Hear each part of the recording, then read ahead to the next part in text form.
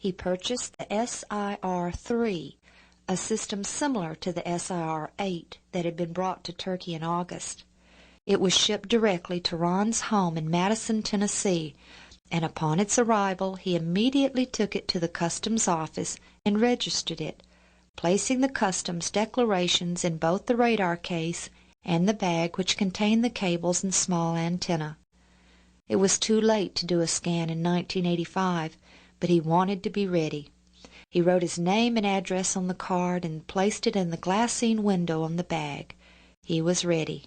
Then he took it to the owner's office as they wanted to use it on one of their construction projects. He returned again to Turkey in October of '85 and again in May of '86, before returning in June of '86 with Dave. So here was the radar, and here were Ron and Dave was already a certified radar operator, having completed the course at GSSI. They immediately took it to the site and did 10 passes. Okay, go.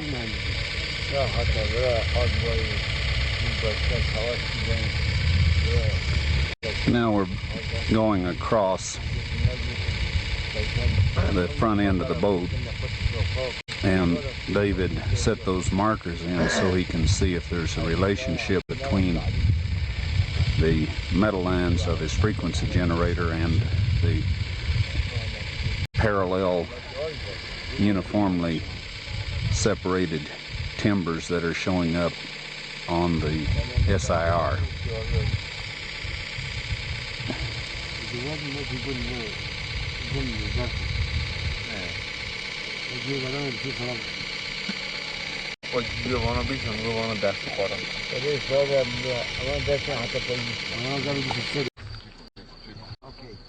Boom, boom, boom, boom, boom, boom, boom, boom, boom, boom, boom. Look at that. Look at that. There's the wall. You need to get a little farther distant from it, Dave. Well, okay, that's got it right there. Yeah, right? Yeah, this point. All right, let me show you what we're doing. This is the upper end of the boat. I've just located the very end of it again. The green stakes represent bulkhead number 2. All right. All right. That's at 63 feet. Yeah. Those stakes are actually at 66 feet. All right. Okay. Now, but I'm picking up where the longitudinal bulkheads double up at the bulkheads. Right. That's why I've got so many stakes that are green. Right. But then when I go in between bulkhead 2 and 3, I haven't got as many bulkheads. Right. You see what I mean? Because they haven't doubled up. As many longitudinals. Yeah, right. I haven't doubled up. Okay. These are coming out real good. Yep. And if you want to bring the camera over, I want to show you how it should come out on the paper. All right? Just. Okay, we're gonna walk over. Yeah. Take a look. Leave it running so everybody knows that we're not cheating here, right? You got it, Toby. Okay. Now, this is the west bulkhead. Okay, can you look through there and? All right. This is the west bulkhead. All right. That was over there. And he walked easterly. Here we start getting the longitudinal bulkheads. Here, here, here, here, here, here, here, here. Okay. Here. You see there how it shows up? Right. So, I mean, that stake is not a figment of my imagination, nor with the frequency generator. Right. This subsurface radar shows that there is something underneath there.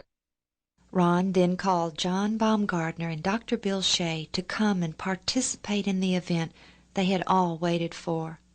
Ron got all the permits needed, and soon they were all on their way. John's group arrived and had brought a hot air balloon to use to film the site from the air. Dr. Shea was on his way, but before he arrived, disaster struck again. John's group had inflated the balloon in the hotel parking lot, and it caught on fire, causing such a commotion that their permits were rescinded. When Dr. Shea arrived, the site was off limits. He didn't get to see the object of his study for so many years, but Ron did take him to the village and to several of the anchor stones. It looks like it has 1, 2, 3, 4, 5, and 5, and 1, 2, 3, 4. This one's got 14. Undoubtedly, well, here's the central cross that they're going by, of course. And it's difficult to tell which were the originals and which are the extra ones that have been added later. But here you have 5, a little one here, 3 more here, and here. Then this one matches with this one. There's more here. So we have 5 down here, 5 up here, and 4 over here. So the extras were undoubtedly added at a later time. And you can see there's also been some damage in terms of target practice. Right. Now this gives you a nice idea of the height of some of these stones, and it also gives you a nice idea of the location of the hole at the top of the rock. This rock also has the crosses carved in it. They're a little harder to see because of the ridges in the rock, and the natural ridges in the rock. But if you look carefully, there are a number of places. Here's a good example. Here's another example, rather. And here's the bottom of the bigger one. Bigger cross comes across here. So probably if you could examine it more carefully under changing lighting, you would see all of them. And undoubtedly, this stone probably was also standing up. And you'll notice that the distribution of the crosses seems to be lower in the rock, on the face of the rock. Lower down to the bottom part of where it would have stood upright. The June 1986 expedition was the last time Dave, John, and Ron would work together. But it certainly wasn't the end by any means. Returning home, Ron took the video of the radar scan along with the printouts to GSSI, the radar manufacturer, and he showed it to both Tom Fenner, who had come to Turkey in August of '85, and to Joe Rosetta, vice president of the firm.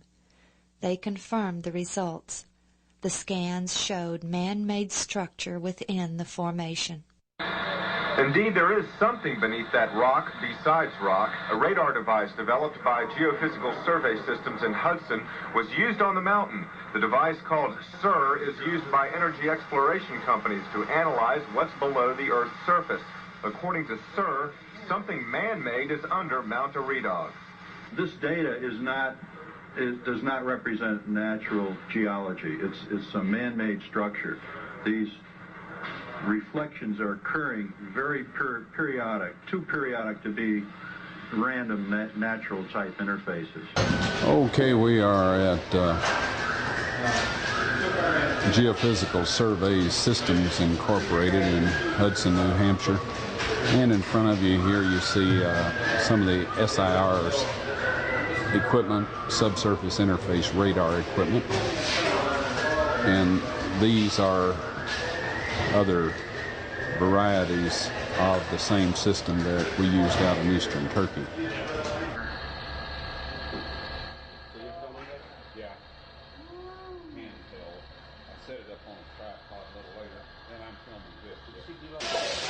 See that these reflections on these marks indicate point targets that seem to correlate with the iron lines that you found with the magnetometer and the molecular frequency generator. What's unique about this here versus the other instruments, now you can get some depth estimates to these targets. They all appear to be of equal depth within a few inches of each other anyway. And I also noticed that you get a parallel scan to this down here, and you got the same results, which indicate that these are continuous features. But I think this is pretty dramatic evidence. It's evidence I was hoping to come up with when I was out there with you last year. At that time, Ron completed his training on the radar equipment and received his certificate. On November 8th, he returned to the site and did complete scans of the entire ship, as well as the surrounding area, reporting the results to officials in Ankara. In December, the decision was officially made. The evidence was complete, and Turkish scientists agreed with Ron. It was the remains of Noah's Ark, officially. The evidence had been scientifically studied. Years earlier, the photogrammetry expert Dr. Arthur Brandenberger said the boat-shaped object was man-made based on his years of experience in studying stereo photos. Chemical analysis of specimens taken from the site showed the presence of metals in quantities and types that do not occur in nature. They contained organic carbon, which proved that they were once living matter. Natural rocks do not contain organic carbon. The metal detector scans showed a very distinct, organized pattern of metal beneath the surface consistent with the shape of a ship. These scans were done numerous times using 3 separate types of metal detectors, all of which confirmed the same results. Laser and other sophisticated methods of measuring performed by scientists at Los Alamos confirmed the length measurement. They showed the object to be exactly 300 Royal Egyptian cubits. The subsurface interface radar scans revealed visual evidence of organized structure encapsulated within the boat shape, structures that were positively identified by the radar specialists as being man-made. Turkish authorities, many of them of the Muslim faith, who accept the flood account of the Bible, saw no other conclusion possible. It was a ship. It was in the mountains of Ararat.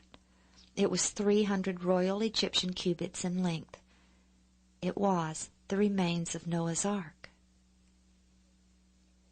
In February of 1987, Ron was asked to appear on Turkish radio and television and discuss the research. And then in 1984, we came out and we found that there was some metal in the boat, which was kind of a surprise. But in Moses' record that he wrote in the Torah, which the Quran, of course, says the Torah is reliable. And in there, the story tells us that they had metal. Now, Tubal-Cain, who was the great-great-grandson of Adam, our 4th generation, used iron and bronze, which meant they knew about alloy process. So the flood happened in the 10th generation.